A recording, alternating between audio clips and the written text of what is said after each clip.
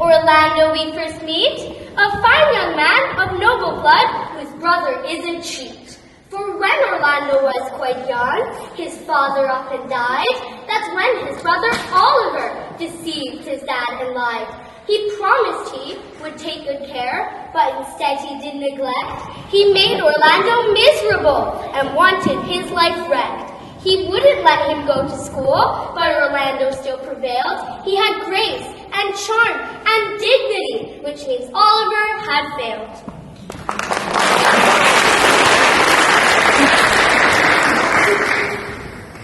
You know, Adam, my good servant, before my father died, he asked my older brother Oliver to take good care of him. And from that moment on, my story is a sad one. For years now, Oliver has treated me badly, not much better than an animal. You are your father's good son, Orlando. His spirit is inside you. He would not want you to suffer this terrible treatment from your brother. You are right, Adam. I now mutiny against this treatment. I will no longer endure it. Stand firm, young Orlando, for your brother does come this way. Well, Orlando, are you not hard at work? What makes you here? Make? Me make anything? I've not ever been taught to make anything, dear brother. Well, maybe you should work at making yourself scarce. I would miss you.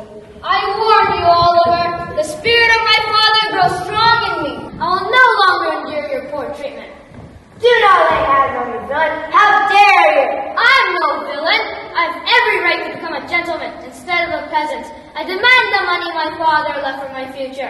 I will not be troubled with you. You shall have the part of your will. And then, I pray you, leave and take that old dog with you. Is old dog my reward after years of loyal service? You surely are not the man your father was. He would never have said such a thing.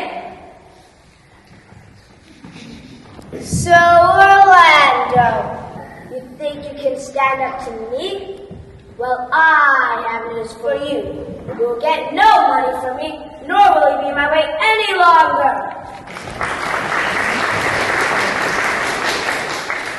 Next we meet a man named Charles, respected and quite skilled at wrestling his opponents who were lucky they weren't killed. He learned that young Orlando was to be in his next bout, so off he went to Oliver with great concern and doubt.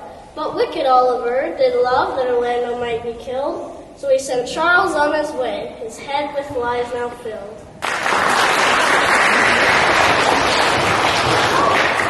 Did I see Charles the Duke's wrestler out the window? So please you, sir, he is at the door and wishes to speak with you about an important matter. It is rare to see Charles when he is not wrestling. Shall I show him in? Yes, bring him in.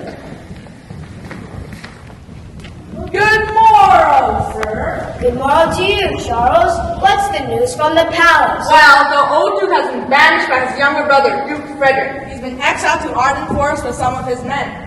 Has Rosalind, the Duke's daughter, been banished with her father? No, sir. She's at the court with her cousin, Celia. Excuse me, Charles, but I've heard that you're in a wrestling match again tomorrow. It is so exciting to see you succeed against any challenger. Yes, I wrestle tomorrow before the new Duke. Oliver, I understand that your younger brother, Orlando, cast it against me. There's a prize of much gold for the winner, and I wrestle to win. Well, good Charles. Thank you for your kindness. But I already tried to convince Orlando not to fight. He is stubborn and willful, not the man you think he is. I would hate to hurt Orlando. He's so young and gentle, but I also my honor to keep. Please, Oliver, convince him not to come. You are deceived, Charles. Orlando may be young, but he's villainous. He's evil and sly. He must be beaten. Now I'm glad I came to you. I will not go back tomorrow. I'll I'll give Orlando the payment he deserves. The prize will be all toward me then. We'll cheer you on, Charles. To square off against Orlando will not be much of a show. Come this way. Now, I hope you see an end of Orlando. Yet, I know not why. He is gentle and noble, well loved by my own people. I think they like him better than me. Well, that will all change thanks to the wrestler. Orlando will not be in my way any longer.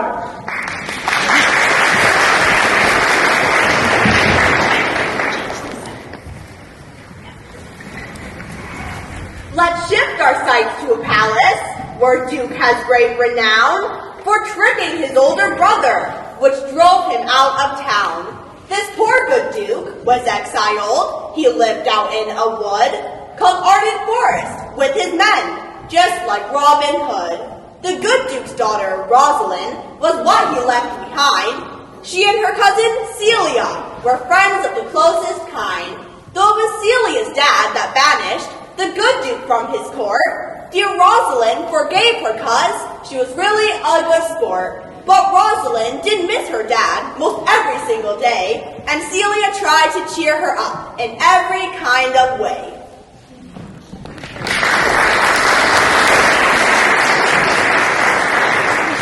Please, Rosalind, cheer up. Why so gloomy? Be merry, my dear cousin. I will try for you, Celia, but I miss my father so much. How sad that he is banished. Well, cousin, think of my father as your own, and be happy. Well, it was your father who banished my father and sent him away. I feel so alone. Oh, dear. Hesperia, where are you? Come hither quickly. Yes, madam. What can I do for you, your dear cousin? What is it that you need? Please, go and find Touchstone for us. That clownish fool is desperately needed. He is a clownish fool indeed. I have just seen him in the garden. I will call for him to come. Oh, my sweet Rose, be merry. Ah, my good mistress, your witty fool is at your service. Better a witty fool than a foolish wit, I always say. How now, good jester? Tell us what you know to brighten our spirits. Well, I know that being a fool I'm not taken seriously, even though I have many wise things to tell. The earth has music for those who listen. Be joyful, dear ladies. Oh, Touchstone, what a sensible fool you are. Yes, I'm that indeed. I'm a wondrous wit, a professor of puns, a comical clown, always at your service, my princesses. Mistress, the royal messenger has been sent from your father. I wonder what royal event he has to announce. Good day to you! Your father, Duke Frederick, calls for you to come to the wrestling match in the courtyard. He thinks you will enjoy this sport. It'll begin within the hour. A new challenger is set to wrestle with Charles. Perhaps this match will cheer my Rosalind and lift her spirits.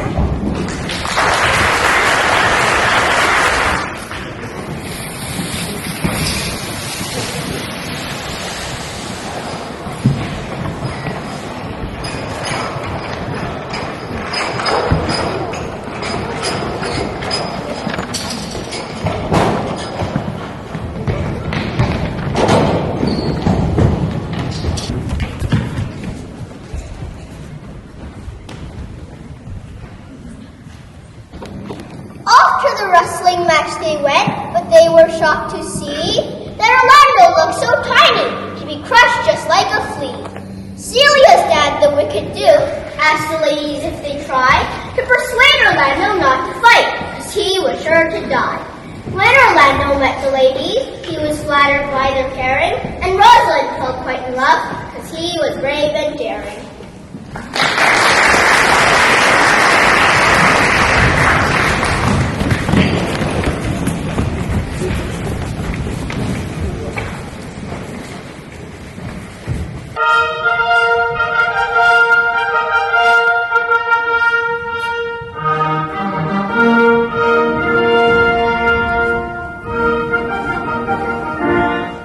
How now, daughter and niece? You have come to see the wrestling.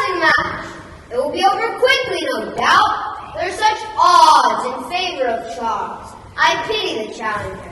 See if you can speak to him and convince him to withdraw.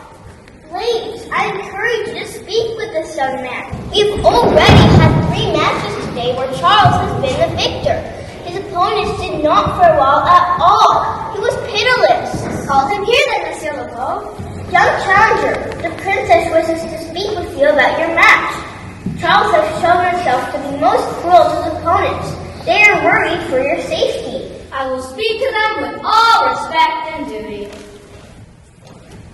Young gentlemen, you are too bold for your age. Please, for your own sake, withdraw from this match. We can ask the Duke to stop it.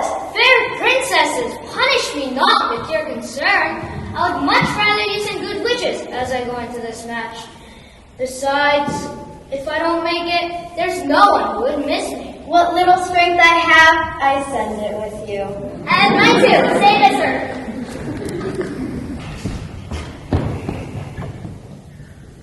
And instead of losing badly, Orlando shocked them all. He beat the wrestler fair and square and took him in one fall.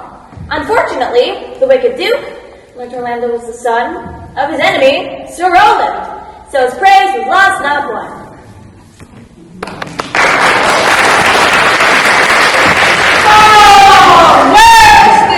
Who foolishly challenges me. You will not be here for long. Are you so sure about that? Charles the wrestler and Orlando the challenger. Come hither for good counsel. Mark my words. Both of thee will square out fairly. Yes, both gentlemen. There's only one round wrestling match. That is all I need. I doubt there'll be a second round. This young scrawny fool will even regret this one round. You will be the most humble apology, Orlando. Oh, you think it so? I will see to it that I am not. Let's begin, sir. Gentlemen, make this a good bout. Be both strong and noble. Dare not to cheat. The match will cease when someone falls. Fare thee both well.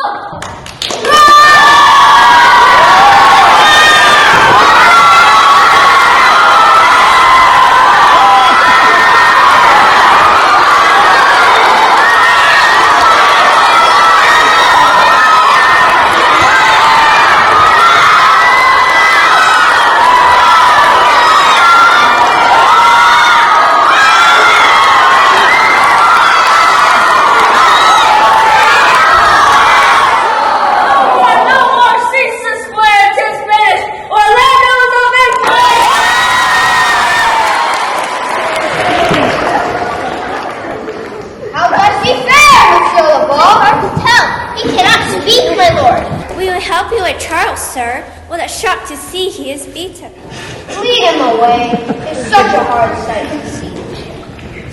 What is thy name, youth? Orlando, my liege, the youngest son of Sir Roland the Boy. I wish thou had been son to another father. Sir Roland served under my banished brother, Duke Senior. Both are my enemies. You are not welcome here.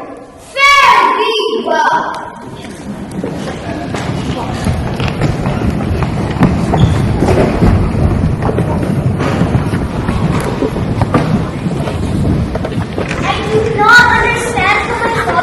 Treat someone so harshly. Let us go and encourage Orlando. Yes, Orlando reminds me of myself, a lost soul without a home. He has not only won the match, but my heart as well. Good sir, where is Orlando? I would give thee more if I could, but... Sir, you have wrestled well. Shall we go, cousin? Hello? Shall we go?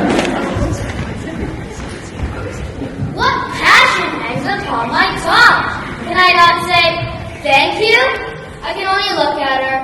Fare thee well, my heavenly Rosalind.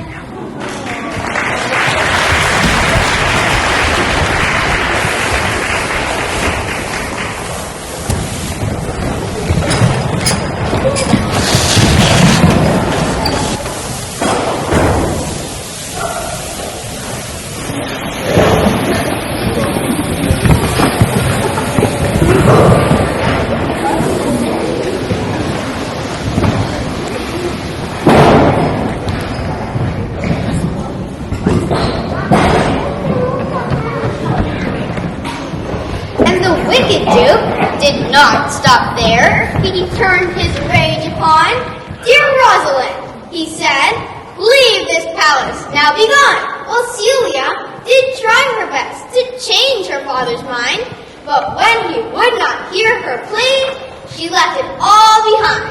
So Rosalind and Celia decided they would go to Arden Forest, where her dad was banished, as you know. But it wasn't safe for them to go and travel all alone. They had to change identities and now become unknown.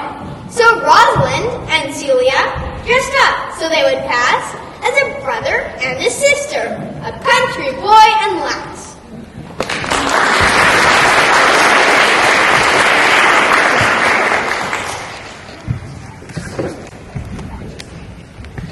Mistress, get you from our court at once!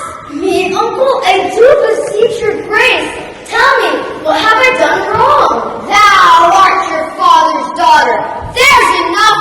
You are banished. Father, Rosalind is like my dearest sister. You cannot banish her. She is sneaky and sly. You cannot even see it. She is banished. I cannot live without her company. You are a fool, Celia. And you, niece, leave this place at once. I am warning you. It grieves me to think that my father has banished you. I will not stay here without you, Rosalind. Let us go and seek out a kinder place. Let's go and find my father in the forest of Arden. However, it will not be so safe to travel alone. I'll dress in old clothes like a poor country lass. I shall pass by unnoticed. I'll pretend to be a man with a sword at my side. I'll hide my fear so we will be safe. What shall I call thee when thou art a man? Call me Ganymede. Call me Aliana. Let's take Touchstone with us as well, that clownish fool from your father's court. He will be a comfort to our travel. I will persuade him to come. We will seek our freedom and think not of banishment.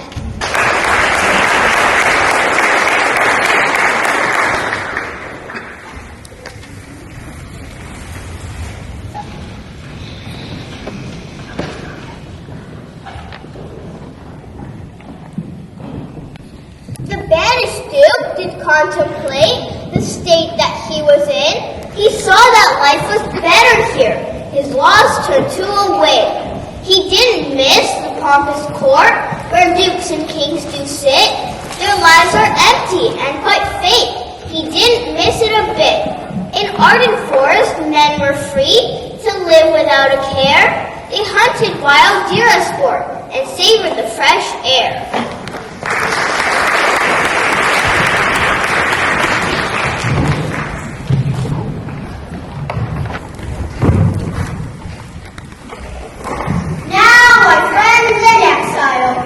Not this life more sweet than that of pomp and ceremony? We can to ourselves be true and honest. I would not change it. Are not these woods more free of danger than the wicked court? Out here there is no fly where to trick our senses. We can be ourselves. Nature may be rough at times, but that is nothing compared to the unkindness and ingratitude that some do show towards others at the palace. If I compare thee to a summer's day, you are happier. So you're good, Duke Senior, for having turned ill fortune into your advantage. This banishment has some goodness to it. I cannot agree more, good Amiens. Come, shall we catch us some venison? There's no banquet for us tonight unless we prepare ourselves. Gather up a couple of bows and arrows, go here on our way all day. I saw some grazing down near the river. The poor devil fools. You're so innocent and trusting, and we do unfairly hunt them. They do not suspect any danger. These woods are there on first, before ours. We caused them to suffer with our arrows. It is regrettable. It is truly a moral dilemma, for we are guests in their home. Well, I know Jaques, our melancholy friend, has something to say about these losses. Yes, Jacob prefers to wander the forest, lost in thought. He keeps to himself much of his nature of humans. We saw him today, washing the deer in the river. He was overcome with joy, as well as grief. You know how deep he cares his emotions. He feels a connection to all forest creatures, good Duke Senior, so when one suffers, he suffers. Ah, yes indeed. She's a gentle soul and does feel things deeply. Please, royalty, I would like to hear good sense on this matter, and perhaps I will reconsider my actions.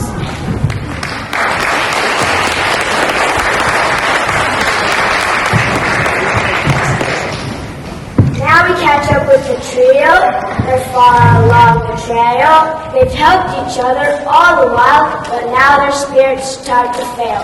They arrive in Arden Forest, quite weary and in need of food and shelter for the night, as well as a good deed. So luckily, a shepherd comes and tells them they can get his master's house and flock of sheep. Now they are completely set.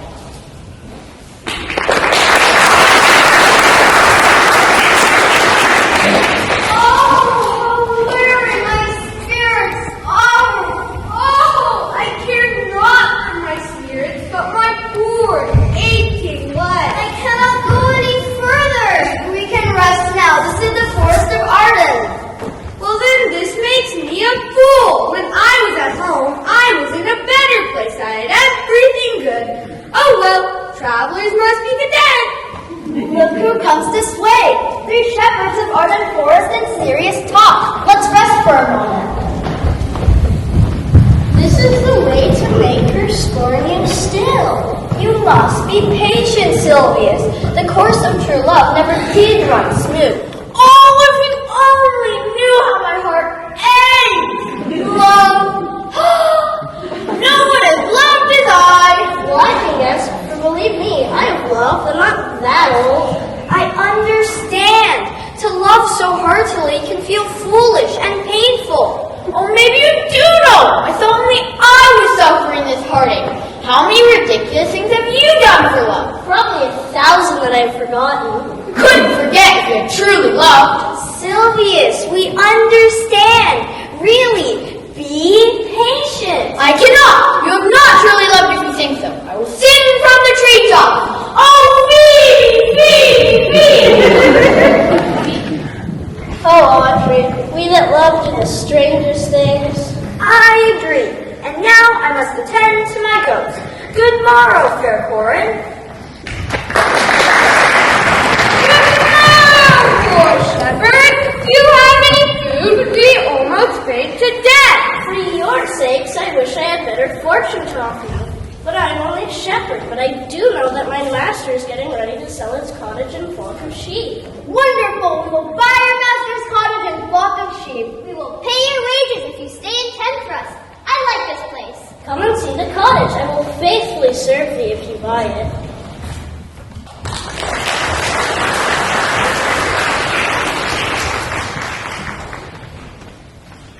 Now, Orlando, we must not forget his wrestling match now on, for that Oliver was fuming at it that he better run.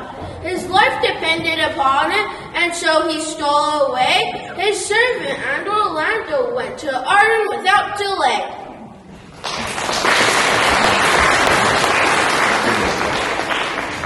Oh, my gentle master, come not open these doors. Your brother is terribly angry that you won the match. He wants to do away with you. You must leave this place at once. Where would thou have me go? I have no money. I will not become a thief and live on the common road. I have 500 crowns. They are my savings from your dear father. I shall follow thee till my last gasp.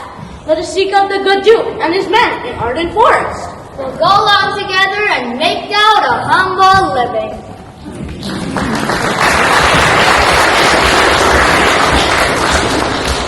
When they arrived in Arden Forest, they needed to be fed, so Orlando went in search of food but found the good Duke instead. The good Duke was sitting with his men, surrounded by a feast, when Orlando set upon them just like a wild beast. He drew his sword and waved it high, challenging them to duel. The Duke invited him to the food, so Orlando feels a fool.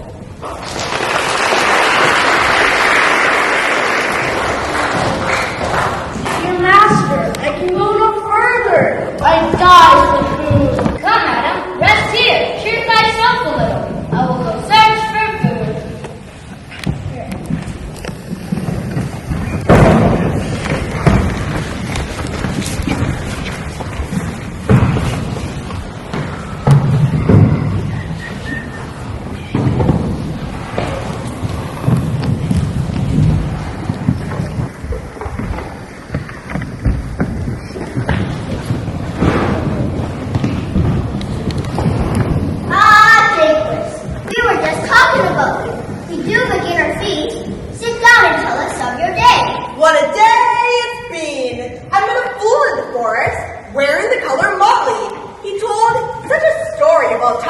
passing, very insightful actually, and funny too.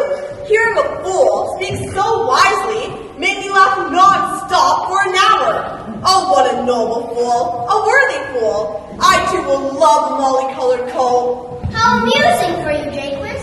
Someday you shall have such a coat. Well, there ain't no more. Why, I have not eaten yet. Nor shall you not. Put up your sword. You are most annoying, sir. Men in rage strike those that wish them best. But if you insist, I will meet your challenge. Put up your sword!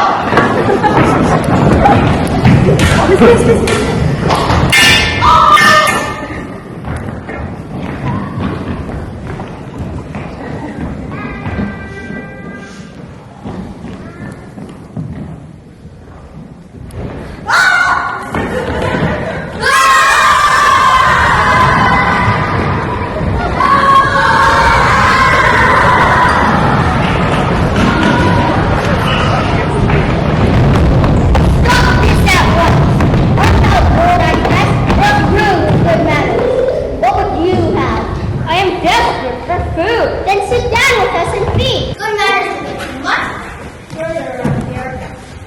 You speak so gently. I thought I could fight to get what I needed. If you ever had hard times come your way, then you'll know how I feel. I apologize for my actions. True. We have all seen better days. Sit you down in gentleness. You're welcome to what we have. I will first go to my faithful servant. He is faint with hunger. Go find him out and wait for your return. You see, we are not all alone and happy. There are others in this world who, like us, play the woeful part. All the world's a stage, and all the men and women merely players. They have their exits and their entrances, and one man, in his time, plays many parts, his life being divided into many acts. Welcome. Eat and drink all we have to offer.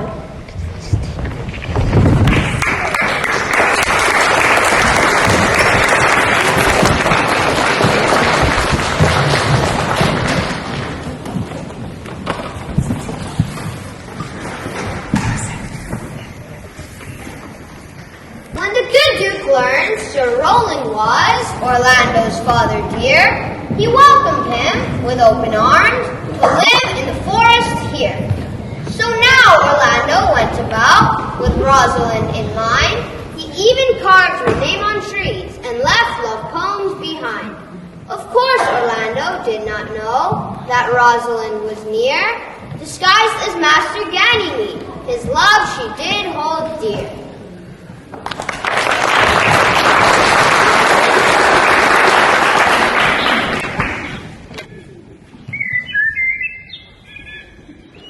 And there, my verse.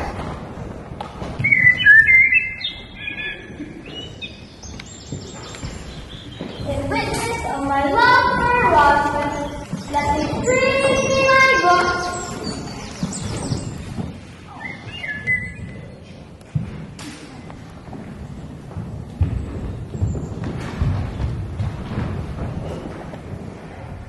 From east to western India, no jewel was like Rosalind. Her worth, being mounted on the wind, carries the name of Rosalind. Didst thou read these verses? Oh yes, I heard them all. Who do you think has done this? Oh, wonderful, wonderful, and most wonderful. Why, it is young Orlando that tripped up the wrestler's heels, and your heart goes in an instant. Orlando, you saw him? What said he? How looked he? Did he ask for me? Slow down, cuz. I merely saw him under a tree like a dropped acorn. Oh, look, here he comes. Let's hide. I thank you for your company, but I had wished to be alone. And then so had I, but I thank you, sir. Goodbye, let's be as little as we can. I do desire we may be better strangers. I pray you, mar no more trees with writing love songs in their barks. I wasn't thinking of you when I wrote them, but my dear Rosalind. Rosalind is your love name? Yes, just. I do not like her name. There was no thought of pleasing you when she was born. The worst fault you have is to be in love. I wouldn't change that fault for the world. I am weary of you, sir. Fare thee well. Adieu, was your melancholy. So when Rosalind and Ganymede met Orlando that same day, she said she'd cure him of his love, and again that they would play. Ganymede told Orlando that he was to pretend to woo him as his dear Rosalind and have his love come to an end. Ganymede said he'd imitate how silly love can be, with dreamy looks and starry eyes, so much you cannot see. Orlando didn't put much faith in this young lad's remedy, but because he got to share his heart, he decided to agree.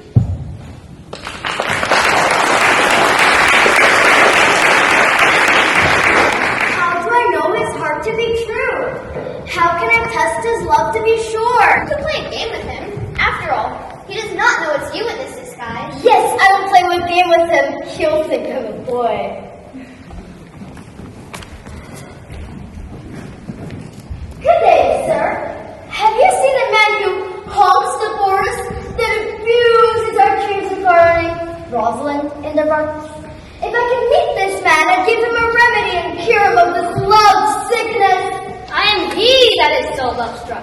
I pray, tell me of your remedy, for I fear that I may never have my dear Rosalind. Well, imagine me as your Rosalind and come to my cottage every day to woo me. I will then act so dreamy and moonish, changing my mind, full of tears, full of smiles, all the moods of a woman.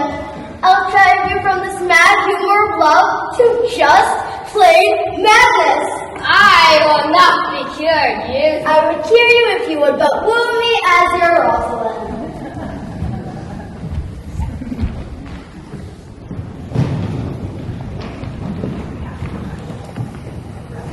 Remember how the evil Duke did lose his daughter dear? He blamed Orlando for this loss and called his soldiers here. He also called on Oliver to lead the troops away.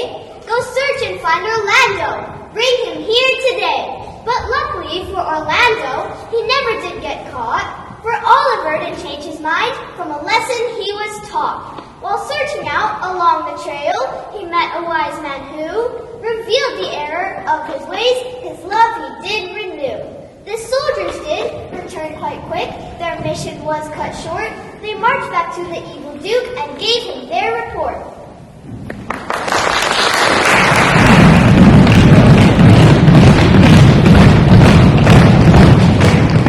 Ready, go! Soldiers! Rest here while I go speak to the Duke. At ease! Yes, sir! Can it be that no one saw her leave? Monsieur Lebeau, bring me her lady in waiting. Let us hope that she knows something of this matter. I will bring his spirit to you. Someone in the court must have known. Duke Frederick, we have searched the castle high and low. We have looked on the grounds of the castle as well, but found no one. Even the full touchstone is gone. Good day, your highness. I am here to tell you what little I know. Duke Frederick, I saw Celia go to bed last night. She was in her room. But early this morning, when I went to check on her, my mistress was gone. How is this possible? It is a mystery. Also, your grace, I confess to hearing your daughter and her cousin praising the young wrestler who beat Charles in the match. It may be that he is with them as well. Not even Touchstone is where he should be. They have all disappeared, it seems. This will not do! Captain, take your soldiers to find Orlando's brother, Oliver. He can help in this search. Yes, sir. We will find Oliver and take him with us. We will find these foolish runaways, Duke Frederick. We will not stop until we do. Attention, soldiers! Fall in line, about face! Duke Frederick, your soldiers are ready. Search out my daughter and her companion. All of the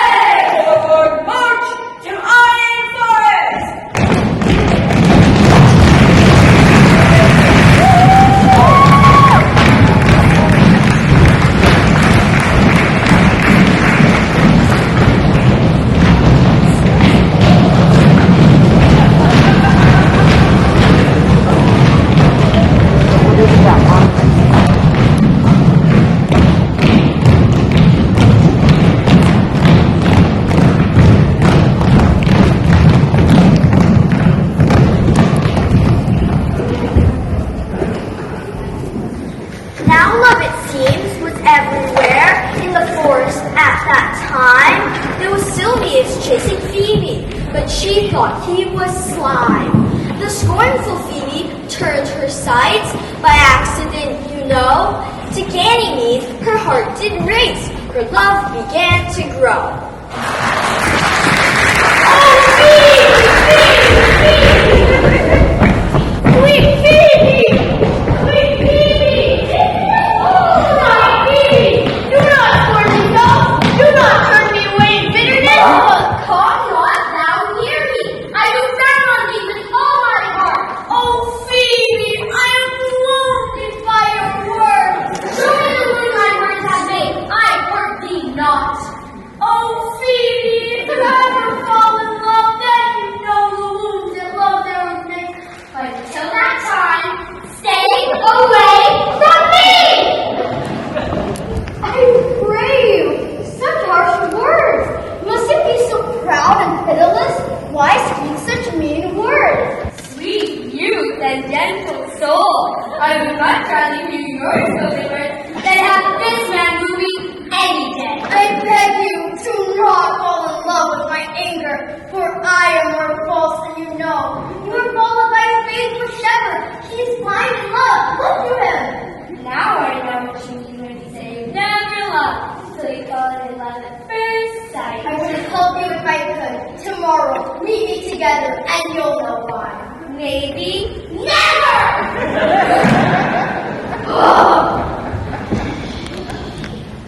Sweet Phoebe, not again!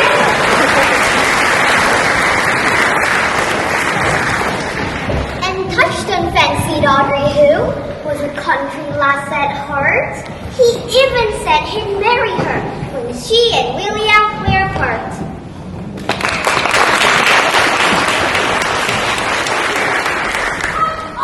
Sweet Audrey, I'd like it to be mine, but you must be patient. Really? What are you waiting for? Well, I think someone else lays claim to you. So what do you say about that? I know who you mean, but William has no interest in me in the world. And here comes the man you mean now. I just can't help myself. I will have fun with him. Good evening, Audrey. Evening, William. And good evening to you, sir. Ah, William. Very name. But are you wise? I'm fairly witty, I think. Well said. But I know an old saying, William, that only a fool thinks he is wise, and the wise man knows himself to be a fool. So learn this of me. I will marry this woman, not you. Therefore, be gone, abandon ship. Make the way. You're Do what he says, William. Even love unreturned has its rainbows. You will find yours, I know it. Thank you, Audrey. I surely will. Verily will. And you, sir?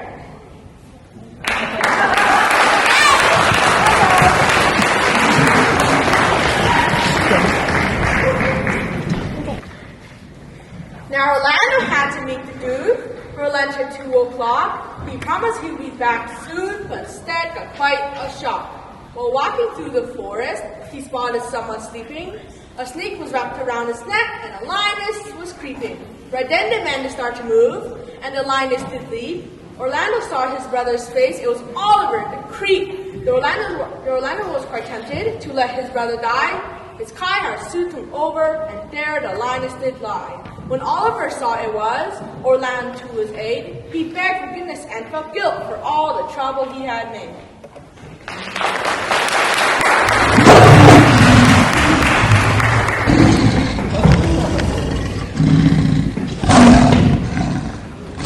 What's this? A man in great danger. Wait, it's my brother Oliver. Why should I save him? I cannot turn away. It isn't my nature to do the right thing.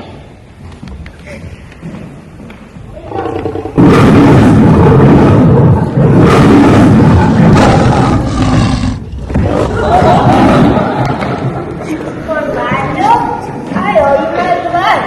It shames me to think how poorly I treated you. And even still, you saved my life. Forgive my cruelty. The past is over, Oliver. You are forgiven. I need you to take this handkerchief to Rosalind, for I'm too weak from this wound to go myself.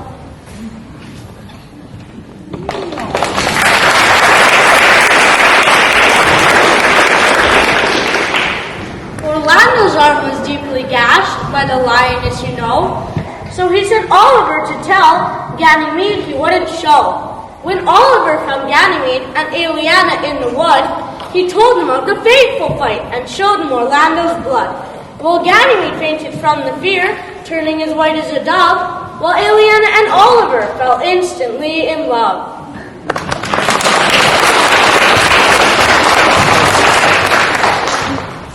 Good morning, fair ones. Are you the owners of the house? We are, good sir.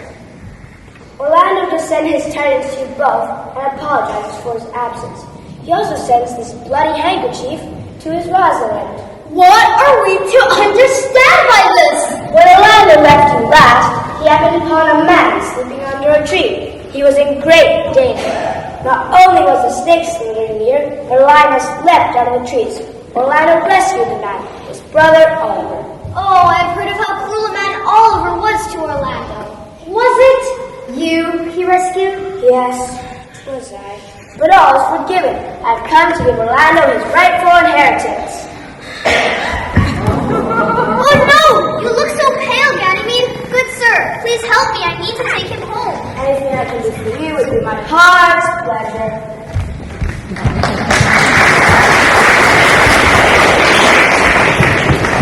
Now Oliver did see the light. To Orlando he did say, let tomorrow mark my newfound love and be my wedding day.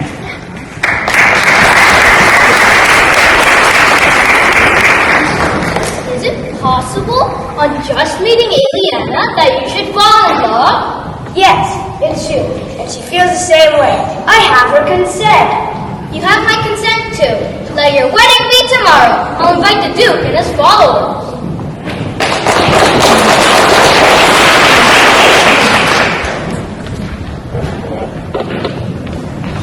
Then Ganymede did make his way to see his wounded friend, and Orlando said how much he wished that he could marry Rosalind.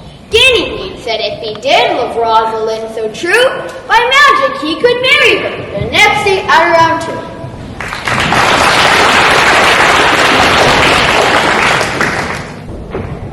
Oh, Orlando, how terrible it is that you are wounded. Wounded, yes, but only with the eyes of a lady. Have you heard of my sister and your brother?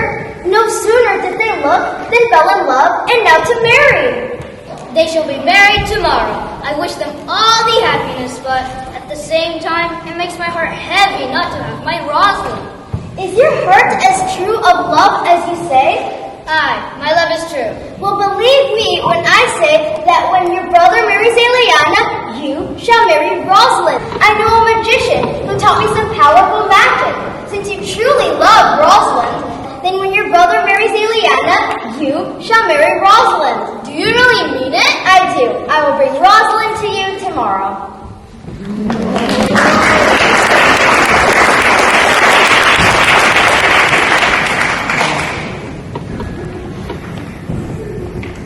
So all were ready the next day for the weddings to take place, but Rosalind had yet to show to Orlando face to face.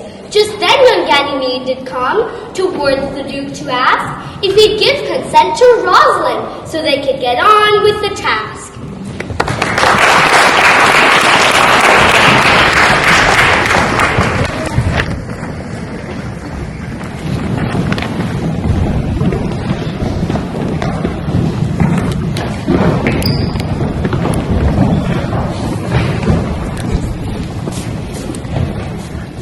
Orlando, do you really think that this boy can do what he's promised? Well, I surely hope so.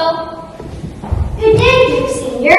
Keep your word that if I bring Rosalind to you, that she can marry Orlando? Yes, all my heart. Keep your word, Orlando, to have her when I bring her? I promise. Keep your word, Oliver, to receive Eliana under any name? I promise. Keep your word, Sylvius, to receive Phoebe if she refuses me? I do. Touch her and nod. You two shall be married today. and now I go to make all these doubts even.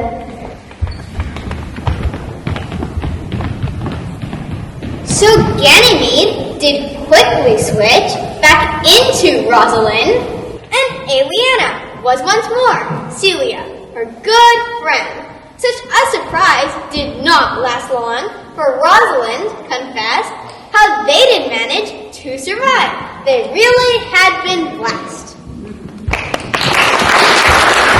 Hey to all! What a wonderful day to gather together.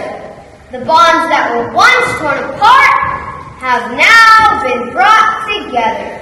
Stronger, more solid than ever.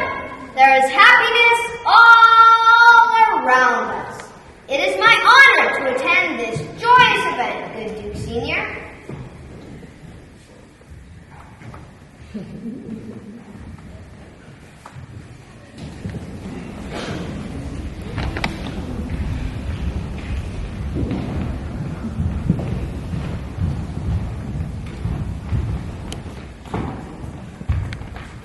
Good Duke Senior, receive thy daughter, so that you might join her hand with his, whose heart does hold her.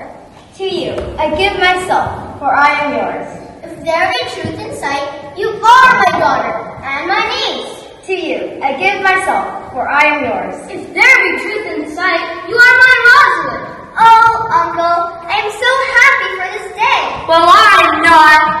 Oh dear, my eyes surely did deceive me. Your shape does not lie.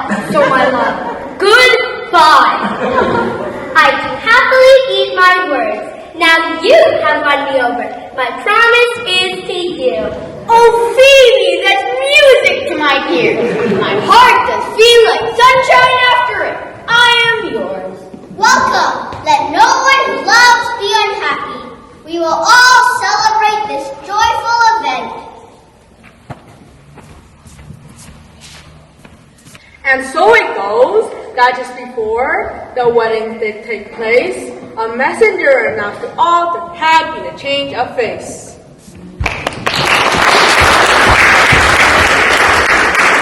Let me have audience for a word or two. Duke Frederick has changed his evil ways. He is giving back the crown to you, good Duke Senior, and all lands are restored. This to be true, I do engage my life. Joy delights in joy. So please, join us in this rustic revelry. Play music. We will dance and celebrate in true delight.